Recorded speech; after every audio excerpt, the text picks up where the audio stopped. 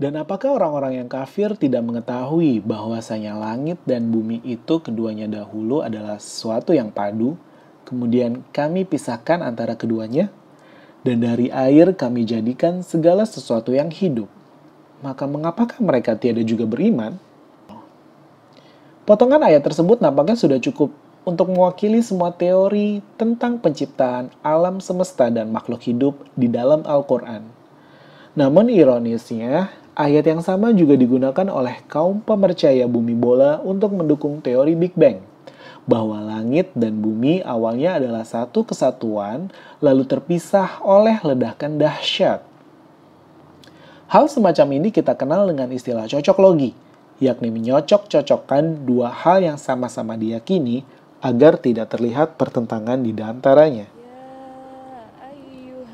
Dalam Islam dan Al-Quran, dikenal dua jenis ayat sesuai dengan kandungannya, yakni ayat-ayat muhkamat dan ayat-ayat mutasyabihat. Menurut etimologi, muhkam artinya suatu ungkapan yang maksud dan makna lahirnya tidak mungkin diganti atau diubah. Sementara mutasyabih adalah ungkapan yang maksud dan maknanya samar. Singkatnya nih, ayat-ayat muhkamat dalam Al-Quran bersifat jelas, dapat dipahami sebagaimana tertulis, dan inilah yang ditemukan pada potongan ayat tersebut serta ayat-ayat lainnya yang menjelaskan soal bentuk bumi, langit, peredaran matahari, penciptaan makhluk hidup, dan seterusnya. Kalimat bahwasanya langit dan bumi itu keduanya dahulu adalah suatu yang padu, kemudian kami pisahkan antara keduanya, adalah jelas bahwa langit dan bumi ada terlebih dahulu sebelum dipisahkan. Artinya, mustahil ayat ini menjelaskan teori ledakan dahsyat lewat kata pisahkan tersebut. Karena bumi baru ada atau terbentuk jutaan atau bahkan miliaran tahun setelah Big Bang. Menggunakan ayat ini untuk mendukung teori Big Bang tentu sangat dipaksakan. فقط فکر کردیم که فکر نکن نمیخواد فکر کنی 2 با 2 5 میشه. Sementara dalam penciptaan langit dan bumi yang dilakukan dalam 6 masa atau 6 hari, disebutkan dalam beberapa ayat Al-Quran seperti pada surat Qaf. Dan sungguh, kami telah menciptakan langit dan bumi dan apa yang ada antara keduanya dalam 6 masa, dan kami tidak merasa letih sedikit pun.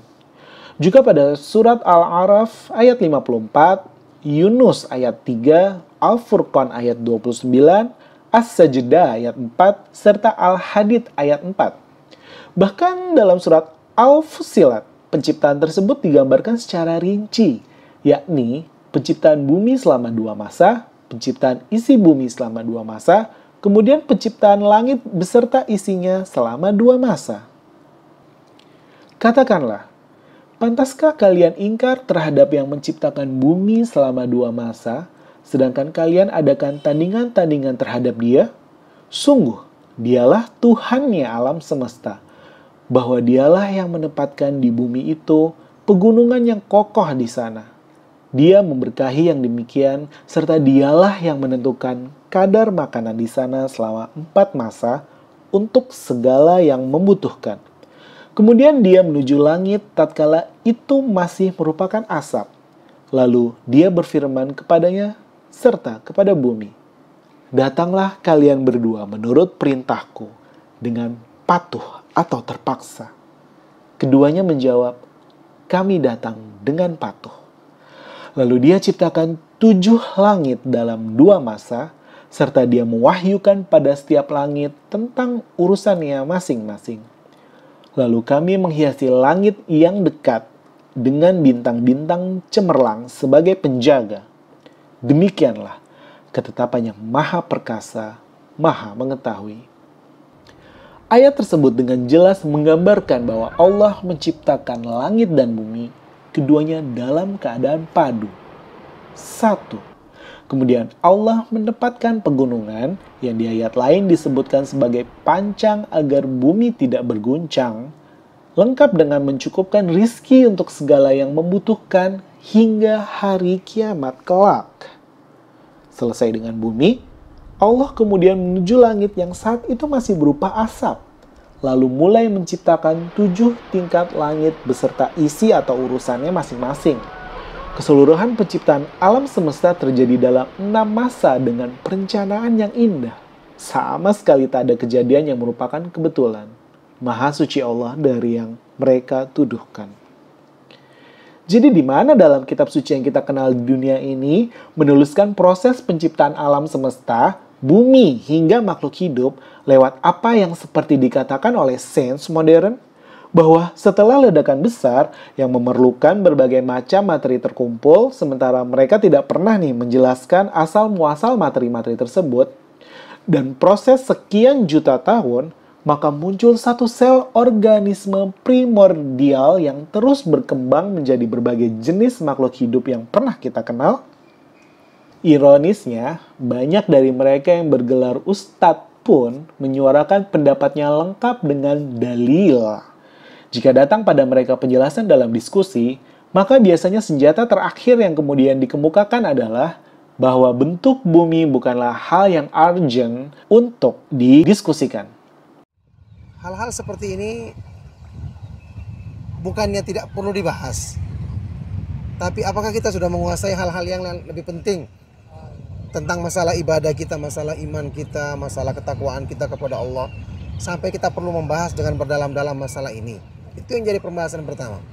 Di dalam Al-Quran kita ketahui perkara-perkara yang tidak begitu dibutuhkan untuk keimanan kita itu dilarang ditanyakan.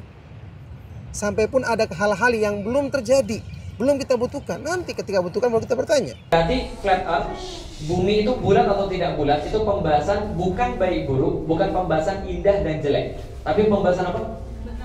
Benar salah. Oke. Berarti pembahasan benar dan salah itu tidak mengakibatkan konsekuensi dosa atau pahala. Tidak mengakibatkan konsekuensi dosa atau pahala, tidak mengakibatkan konsekuensi Anda kafir atau tidak. Paham sampai di sini?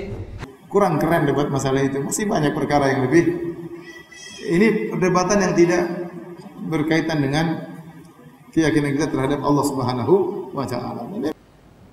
Kita sebagai hamba Allah, manusia, tidak dibebankan oleh Allah Subhanahu wa taala untuk mencari tahu bumi itu bulat atau datar. Bahkan mereka justru menuduh bahwa ajaran ini sesat dan berasal dari penyembah setan atau kaum kafir. Subhanallah. Semoga Allah memberi petunjuk kepada kita semua. Padahal justru kosmologi versi bumi datar sangat berkaitan erat dengan tauhid, yakni mengesahkan Allah sebagai Maha Pencipta dan otomatis menentang teori-teori yang berseberangan, baik berdasarkan sains itu sendiri maupun dengan dalil.